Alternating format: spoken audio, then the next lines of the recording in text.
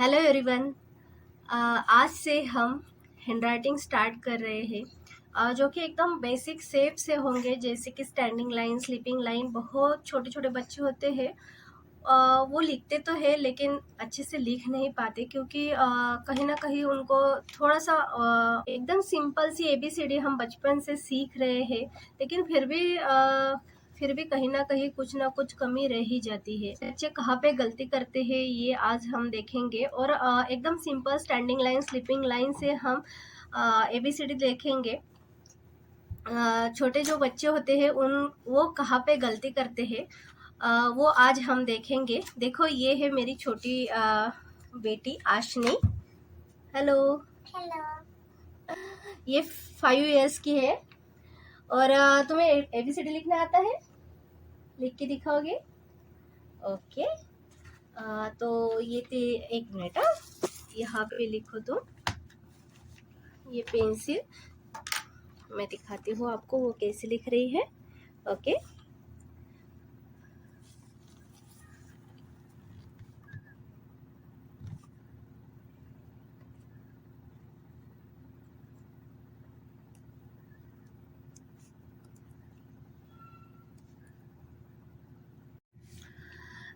आशनी लिख रही है, तब तक हम यहाँ पे बातें करते हैं। देखो, जब भी हम लिखते हैं तब बच्चे क्या करते हैं, इरेजर का बहुत ज़्यादा यूज़ करते हैं। अगर इरेजर आप ज़्यादा यूज़ करोगे तो आप में वो आदत बढ़ जाएगी। तो ABCD जो है वो सिंपल बेसिक से हम स्टार्ट कर रहे हैं, लेकिन वो आना बहुत ज़रूरी है, क्योंकि आजकल कैसा है, जो भी हैंडराइटिंग पर होता है, जिसकी हैंडराइटिंग अच्छी होती है, चाहे उसने कुछ थोड़ा बहुत कम भी लिखा हुआ है, तो एग्ज़ाम में अच्छे से मार्क्स आ जाते हैं उनके।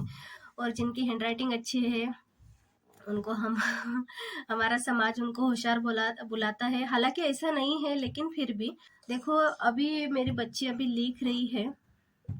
उसका ख़त्म होने के बाद हम चेक करेंगे कि कहाँ कहाँ गलतियाँ करते हैं बच्चे। अगर आप छोटे हो तो आपके स्कूल में एकदम सिंपल 1 इंच वाला बॉक्स की बुक रहती है, आप चाहे उसमें लिखो, या फिर छोटे छोटे बॉक्स रहते हैं। आपकी जो भी एज रही है उस एज के हिसाब से आप जो सरफेस है या फिर नोटबुक है वो ले सकते हो। मेरी लड़की जो है वो 5 years की हो गई है, तो उसके स्कूल में 4 लाइन बुक उनको। तो मुझे एकदम सिंपल सी जो ये बुक है, शायद आपको ये सब कुछ उल्टा नज़र आ रहा होगा कैमरा की वजह से। तो ये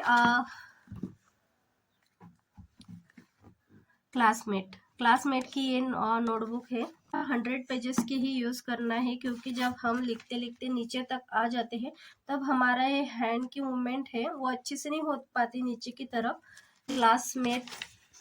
ये जो क्लासमेट कंपनी की नोटबुक है, उसकी पेज की जो क्वालिटी है वो अच्छे है। बहुत सारे यूज़ करके देखे मैंने, लेकिन क्लासमेट की मुझे सबसे बेस्ट लगी। जैसे कोई बात नहीं है, आपके पास जो भी है उससे आप स्टार्ट कर सकते हो। ओके। आशनी लिखने में बिजी है। ओके। लगभग ख़त्म ही होने को आया है, तो अब हम चेक करेंगे। हो गया कंप्लीट? वाह, देखो, दिखाओ मुझे कैसा लिखा आपने। ओ, चलो तो फिर मैं ऊपर से आपको अच्छे से दिखा देती हूँ। ओके, अब आपको अच्छे से विजिबल हो रहा है। ये अभी अभी मेरे जो 5 years की लड़की है, आशनी नाम है उसका, अभी अभी आप उनसे मिले। तो उसने ये लिखा हुआ है ABCD। उसके हिसाब से उसने तो बहुत अच्छा लिखा है, लेकिन बच्चे कहाँ गलती करते हैं वो आज मैं आपको समझाने वाली हूँ। देखो, जैसे कि अभी इसने तो कैपिटल ही लिखा है, तो देखो ए लिखते समय इसने क्या गलती की है। सिंपल सा ए देख लो आप। इसने क्या किया, ये पूरे लाइंस तक यहाँ पर टच नहीं किया। कैसा होना चाहिए, यहाँ से लेके यहाँ तक अच्छे से टच होना चाहिए। इसलिए 4 लाइन वाली बुक देते हैं स्कूल वाले। अब ये लाइन जो है यहाँ पर नहीं, थोड़ी सी नीचे यहाँ पर स्लिपिंग लाइन होनी चाहिए, तभी प्रॉपर ए दिखाई देता है। और ये छोटी छोटी जो चीज़ें हैं, देखो यहाँ पर उसने बी तो बहुत अच्छा निकाला है, लेकिन गलती क्या क्या कर दी, ये नीचे की तरफ उसने टच नहीं किया। सी भी सेम वैसे ही किया। अभी डी देखो, बच्चों को मालूम है कि डी कैसे लिखा जाता है, उनको मालूम है ऐसे लिखा जाता है, लेकिन प्रॉपर तरीके से उनको नहीं पता होता है कि कैसे लिखा जाता है। देखो सबसे पहले तो हम क्या करते हैं, यहाँ पर ऐसे तो स्लीपिंग लाइन दे देते हैं और बाद में उसको ऐसे ज्वाइन कर लेते हैं, ऐसे डी। ये प्रॉपर तरीके से बनता है, लेकिन बच्चे ये नहीं निकालते देखो, क्योंकि उनको प्रॉपर तरीके से आई होप कि गाइडेंस नहीं मिला होगा, और या फिर मिला भी होगा तो भी शायद उनका दिमाग अभी बहुत छोटा है, उनको शायद अच्छे से समझ में नहीं आता है कि वो कैसे लिखा जाता है। तो सबसे पहले तो हम धीरे धीरे सीखेंगे, जैसे कि हमने स्टैंडिंग लाइन ले ली, स्लीपिंग लाइन ले ली, और बाद में हम उसे ऐसे करेंगे।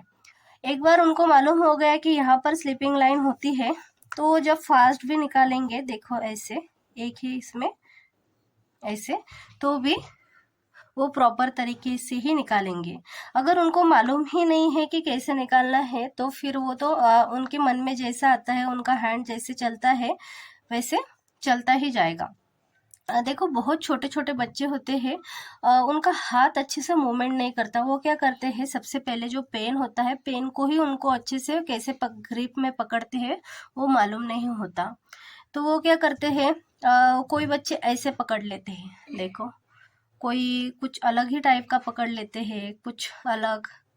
तो कैसे पकड़ना है, देखो ये जो दो फिंगर है, ये जो फिंगर है, इसके ये फिंगर ऊपर, ये फिंगर नीचे, और इसके बीच में अगर मैं पेन निकाल भी लूँ तो देखो ये बीच वाला जो गैप है, उसके बीच में से पेन बाहर आना चाहिए।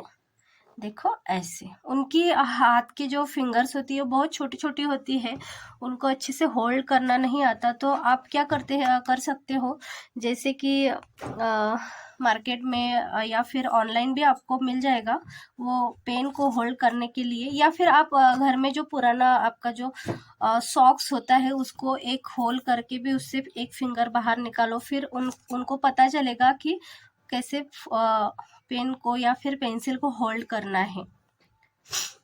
तो देखो यहाँ पे डी भी गलत हो गया।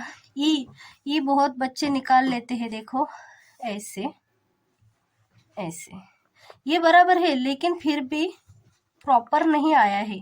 क्या करना है, ऊपर की लाइन थोड़ी बड़ी, बीच की थोड़ी सी छोटी, और जो लास्ट वाली है वो ऊपर इतनी ही है।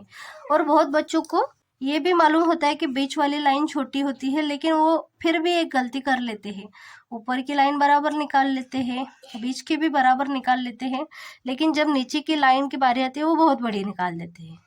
ऐसा नहीं करना है। क्या करना है, ये जो लाइन जहाँ से स्टार्ट हुई है वहीं से नीचे की लाइन वहीं तक ही जानी चाहिए। अगर ये धीरे धीरे आप प्रैक्टिस करोगे तो 100% आपकी हैंडराइटिंग बहुत ही खूबसूरत बनने वाली है। यहाँ पे और एक बात आपको बताना है, देखो यहाँ पर ये जो एक्स्ट्रा का पार्ट है उसने निकाला हुआ है, वो कभी भी निकालना नहीं चाहिए, क्योंकि जो प्रिंट लिपि होती है उसमें एक्स्ट्रा का पार्ट नहीं है। अगर वो एक्स्ट्रा का पार्ट आप निकालोगे तो वही वो छोटी छोटी चीज़ें होती है कि आपकी हैंडराइटिंग खराब हो जाती है। तो वो कैसे अवॉइड करते हैं, कैसे उसे हम रिमूव कर देंगे, मतलब अच्छे से लिखेंगे, वो अब हम आगे देखेंगे।